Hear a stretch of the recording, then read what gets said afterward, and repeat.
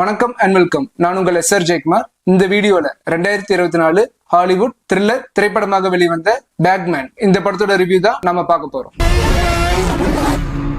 இந்த படத்தோட கதையை ஷார்ட்டா சொல்லணும்னா, இந்த படத்தோட ஹீரோ பேட்ரிக் தன்னோட குடும்பத்தோட காட்டுக்கு பக்கத்துல இருக்க தன்னோட வீட்டுல வாழ்ந்துட்டு இருக்காரு. அவரோட சின்ன வயசுல பேக்மேன் ஒருத்தன் இந்த காட்டுக்குள்ள இருக்கான். அவன் நல்ல பசங்களை அவங்கிட்ட இருக்கிற பேக்ல போட்டு தூக்கிட்டு போய் கொன்றுவான். அந்த காட்டுக்குள்ள பேட்ரிக் போக கூடாதுன்னு பெரியவங்க சொல்லி பயப்படுத்தி வளர்த்தி இருக்காங்க. பேட்ரிக் பெரியவனாகி அவனுக்கே ஒரு குழந்தை இருக்கு. எங்க தன்னோட குழந்தையும் பேக்மேன் தூக்கிட்டு போயிடணும்னு சொல்லிட்டு டெய்லியும் அவன் பயந்துட்டே இருக்கான். அவன் பயந்த மாதிரியே தன்னோட குழந்தைய தூக்கிட்டு போக பேக்மேன் ஒரு நாள் வர, அப்புறம் அவன் தன்னோட குழந்தைய பேக்மேன் கிட்ட இருந்து காப்பாத்தினானா இல்லையாங்கிறத இந்த படத்தோட மீதி கதை. நம்ம ஊர்ல குழந்தைங்க சாப்பிடலன்னா பூச்சாண்டி வந்துருவான், சாக்குப்பையில போட்டு கொண்டு போயிருவான், ஒழுங்கா சாப்பிட்டுன்னு சொல்லிட்டு நம்ம பயப்படுத்தி சாப்பிட வைப்போம்ல. இந்த கதைய அவங்க படமாவே எடுத்து வச்சிருக்காங்க.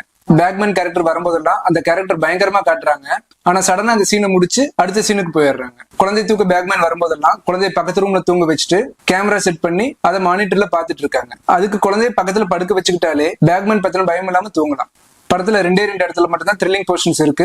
அதுவும் டக்குன்னு முடிச்சு அடுத்த சீனுக்கு கொண்டு போறதுனால நமக்கு அந்த த்ரில்லிங்கை உணர முடியாத அளவுக்கு தான் இருக்கு. இன்னும் கொஞ்சம் த்ரில்லர் போர்ஷன்ஸ் ஒர்க் அவுட் பண்ணிருக்கலாம். 1.5 மணி நேரம் ஓடக்கூடிய சின்ன படம் தான் இது. ஆவரேஜ் வாட்ச் தான் இந்த படம். இந்த படம் நீங்க ஃபேமிலியோடய பார்க்கலாம். இந்த வீடியோ பார்த்துட்டு இருக்கிறவங்க நம்ம சேனலை சப்ஸ்கிரைப் பண்ணிட்டு உங்க ஃப்ரெண்ட்ஸுக்கும் ஷேர் பண்ணுங்க. அப்பதான் எங்களுக்கு கொஞ்சம் சப்போர்ட்டா இருக்கும். இன்னும் நிறைய தமிழ் படம் அப்புறம் இங்கிலீஷ் படத்தோட ரிவ்யூஸ் நம்ம சேனல்ல ரெகுலரா வந்துகிட்டே இருக்கும். மறுபடியும் நான் உங்களை இன்னொரு படத்தோட ரிவ்யூல நான் மீட் பண்றேன். நான் உங்களை எஸ்ஆர் ஜெயக்குமார். Thank you.